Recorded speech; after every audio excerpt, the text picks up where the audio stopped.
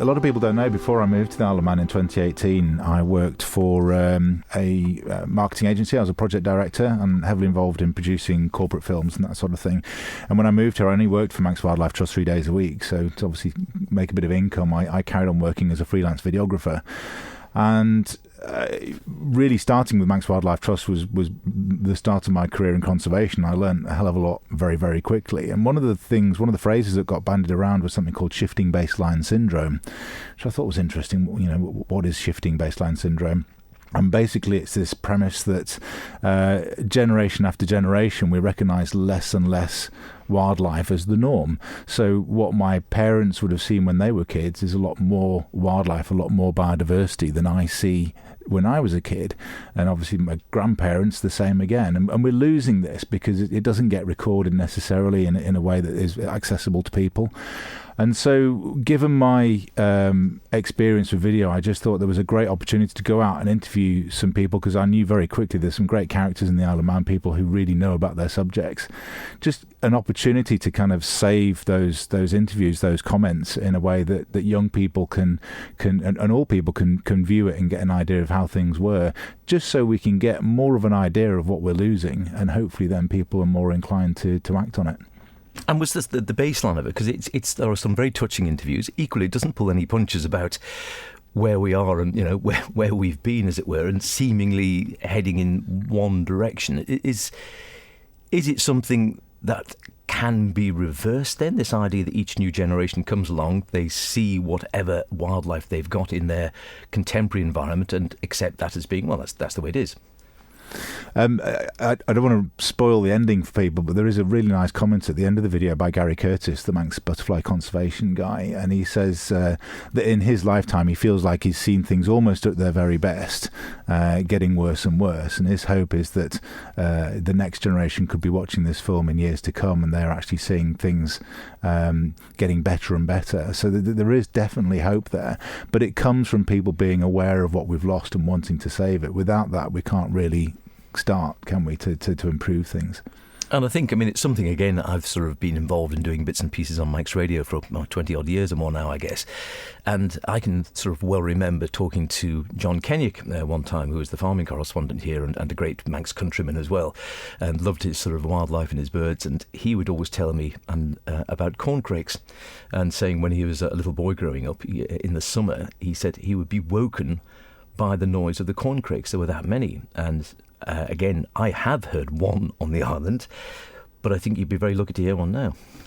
Yeah, and I think that's the same for many, many species, and this is something that we're very aware of at Manx Wildlife Trust. We've 50 years old last year, it was our anniversary. For 50 years we've been getting plots of land, putting a fence around them and saying that's for wildlife, and yet we're still losing species like the yellowhammer most recently.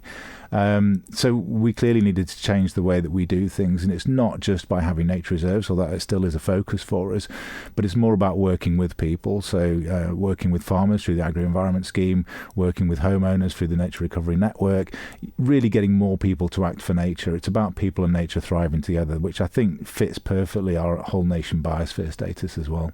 So do you think, you've been working, as you say now, with engagement here with MWT for a number of years, do you think we're beginning to see a change? Because it does seem to me that if you speak to younger generations, and by that I suppose coming from my generation, I'm talking about people coming up in their teens and maybe in their 20s and perhaps into their early 30s, they do seem to have a different perspective and be more aware of how their environment has changed and is changing, and be more inclined or more willing to actually make a change to their lifestyles. Yeah, I think children, young people are definitely the key. They are the future. I remember when I was at primary school, there was a huge campaign around smoking, and my dad used to smoke at that time, and I remember coming home and convincing him, between me and my brother, basically bashing him until he stopped smoking. And that's the power, I think, that young people have. And at the moment in schools and through Beth, our education officer at Manx Wildlife Trust, we're educating young people around the loss of biodiversity, the loss of bioabundance, the real problems that are affecting our wildlife, which will also affect, our ability to live on this planet. And we know that they're taking that home, and they're the best exponents of that subject matter. They're telling their parents, they're telling their grandparents, and that there's a real power to that, I think. And as I say, they're the future. So they're the ones that are going to grow up to be politicians and people in power, heads of businesses that will be able to make a bigger difference. So I do see hope. I do see that we're travelling in the right direction. It's just going to take a bit of time, as everything with nature does. It does. And I suppose, again, it's always about striking a balance, isn't it? Because at the end of the day, we are here as mankind. I don't suppose we're going anywhere soon. We're very good at making a terrible mess and such like, but we need to live, but find a way of living without leaving too much of a footmark. I was very sort of struck when I was on holiday recently in Australia, and they often say how, if you look at sort of people like the Aboriginal people lived in Australia for thousands of years with really hardly any effect on the surrounding environment. So you think, I'm not suggesting we're all going to move back into sort of huts and living off witchetty grubs, but you can live, I think, a life where you're very much in harmony with your environment rather than sort of actually permanently at war with it. Yeah, and it's about sustainability, and I don't see that as regression, as you say, going back to living in huts. And I'm a huge technophile. I love technology, and I think technology has a lot of the solutions. It certainly helps us at Manx Wildlife Trust in terms of data collecting and things like that. So I see technology as holding the key solutions in terms of sustainability in the future. It's just a different way of thinking, that we don't need to keep taking resources to do what we need to do to live. It's about, circular economy, environmental, social and governance. There's a big shift in terms of companies in the Isle of Man wanting to deliver on their ESG. And therefore, be more sustainable. And I think Manx Wildlife Trust is really well placed to help people with that. And we were out yesterday tree planting for the island's first carbon credit scheme, which is really exciting. Tell us a bit more about the film itself then, because did you shoot it all yourself? How did it actually work out? And what was it a long period, over a period of several months or years, or something done in a fairly short burst? The idea really grew because it started off, as I say, in 2018. I'd not long been working for Manx Wildlife Trust. I had these skills and equipment to go out and film interviews. So I filmed it all in a relatively short period in 2018. Other team members of Manx Wildlife Trust are great at recommending people that I should speak to, and people were very open and helpful in coming forward and being interviewed. And very quickly I sat down to look at all this footage that I recorded and realised I actually had something really powerful, something really emotive and really useful, and I thought, well, I need to do more with this. So we did do some early screenings in sort of 2019 of some of the footage, and the feedback I was getting, and I could see the reactions that people were having to the conversations, to the interviews, and I realised I needed to do something more with it. So the problem at that point was I had a bunch of interviews of people talking about things that didn't really exist anymore. About having to clean car windscreens of all the insects. People don't really have to do that anymore. About big groups of swifts flying up and down Parliament Street in Ramsey, and you just can't go and film that. So many mackerel in the sea that you could walk across their backs. You can't go out with no matter how good a cameraman you are, you can't go out and capture that kind of stuff. So I realised that probably the only way I was going to do justice to this was to get some animation done. And animation's expensive. It's a long process, certainly to do it well. So I approached the Isle of Man Arts Council, who were very helpful in giving us some funding to get some animation done. And then I approached a guy called Carl Withington, who people might know from Mona's Isle podcast, which he's been doing recently. He's an animator, graphic artist who's based in Leeds now, but he's from the Isle of Man. And he was really able to take the subject matter of the interviews and turn it into something really beautiful. So it's not just talking heads, it's really beautiful design, illustration, animation that's going on screen that just brings it all to life.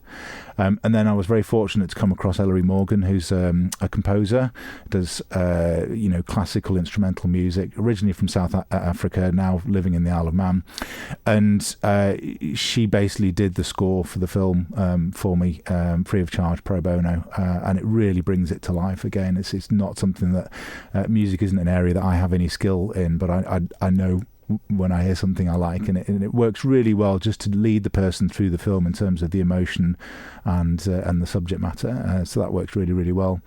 And then the final thing I really wanted to do, I guess in an ideal world, I would love to have gone back in time and interview people, actually interview them in Manx Gaelic, get them talking about some of this subject matter in Manx Gaelic, because I think some of the wildlife names in Manx Gaelic are absolutely fantastic, very descriptive.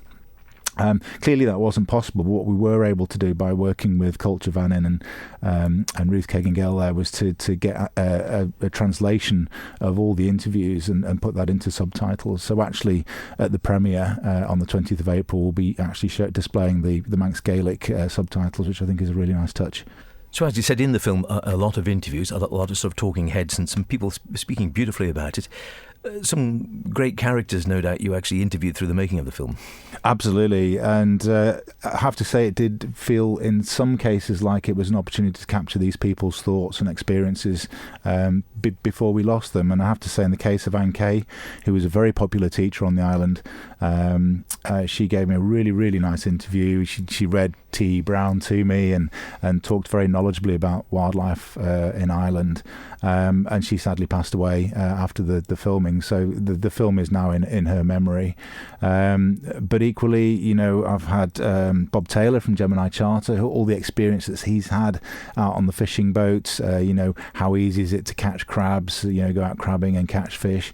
I've had Richard Hartnell, who used to work at the Marine Lab in Port Erin before it closed down, his experiences of marine life around the Isle of Man as it's changed over the years. Joyce Quilliam, Gary Curtis from Manx Butterfly Conservation, very knowledgeable guy, and some really good views about how we can, how important that connection with nature is for people. And then because we wanted a younger angle as well, we had Chris Gregory from Isle of Play, who I thought brought a really good insight into how important it is for young people to get out and feel like they're part of nature and therefore, you know, care for it and understand it. And I think, you know, across the people that we interviewed, we got a really nice cross-section of people from the Isle of Man or who live in the Isle of Man who just give a really nice view of what wildlife is to a small island nation like ours. 20th of April down at Castletown at King William's College. Is that open to all? It is, absolutely. Anyone can book on. They just go to the King William's College booking site for the King's Theatre and they can book on there. I think tickets are selling quite quickly there, so it's getting soon. That's good. And then so the screen, the film will be screened and it's, 15 minutes, 20 minutes? Yeah, so I actually originally designed the film to go into the Isle of Man Film Festival, which sadly is no longer.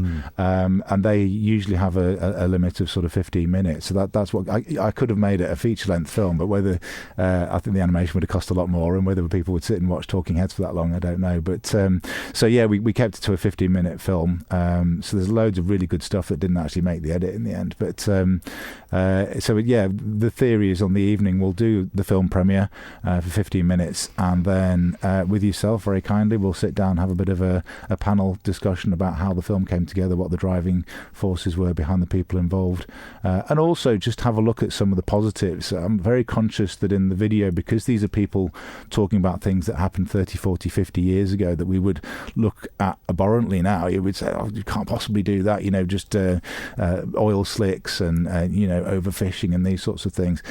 I wanted to get a bit of a positive view from David Bellamy, our head of conservation, and Dr. Lara Howe, our marine officer, about some of the great work that's been happening recently, certainly in terms of the marine nature reserves that we have around the Isle of Man and the great work that's going on with farmers and fishermen to really improve things for wildlife. So to your earlier question, there is definitely hope. There is definitely light at the end of the tunnel. Things are turning a corner, I think. And I think that's the most important message, isn't it? And it is very, and you must see it yourself, and again, you'll see when people see the film, it is easy to dwell on the negatives, on things that, you know, we maybe can't undo in some cases and things we might have lost. But equally, I think we always have to stay positive and think, well, there are things we can do. You can't reverse everything necessarily, but we can always do something to improve matters. And I think that's the way going forward. It's partly about education, changing mindsets, and having, I suppose the most important thing in many ways is having people care about their environments as well, because if people don't care, then they won't do anything.